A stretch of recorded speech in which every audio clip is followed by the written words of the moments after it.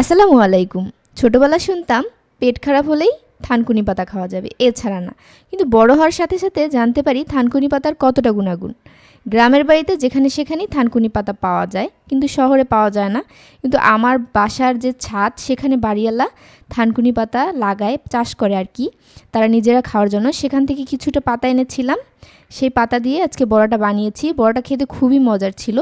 আমি কিছুটা পোলার চাল আর মুসুরির ডাল কিছু সময় ভিজিয়ে রেখেছিলাম, এরপরে এগুলো সব একসাথে বেটে নিয়েছি আধা ভাঙা করে। বেশি মিহি করে বাটার প্রয়োজন নেই। বেটে আমি এটাকে কিছুটা পেঁয়াজ আর মরিচ আর একটু লবণ দিয়ে এটাকে ভালোভাবে হাত দিয়ে মেখে নিচ্ছি। চালটা ভিজিয়ে রাখলে, চাল আর মুসুরির ডালটা ভিজিয়ে রাখলে বাটতে একটু সহজ হয়, তার জন্য কিছুটা সময় ভিজিয়ে রাখবেন। এই তো ভাজতে চলে আসলাম। একটা কড়াইতে তেল দিয়ে, তেলটা গরম হলে আমি এখানে বড়ার শেপ করে দিয়ে দিচ্ছি। তেলটাকে আমি একটু আঁচ বাড়িয়ে গরম করে নিয়েছি। এরপর একবারে লো আঁচে আমি এগুলো ভেজে নেব। আস্তে আস্তে ভাজলে বড়াগুলো খেতে খুব মুচমুচে হয়। আপনারা পোলাও চালের পরিবর্তে আতপ চালটাও ব্যবহার করতে পারেন। আমার বাসায় আতপ চালটা ছিল না, পোলাও চাল ছিল, তাই ওটা দিয়ে বানিয়েছি।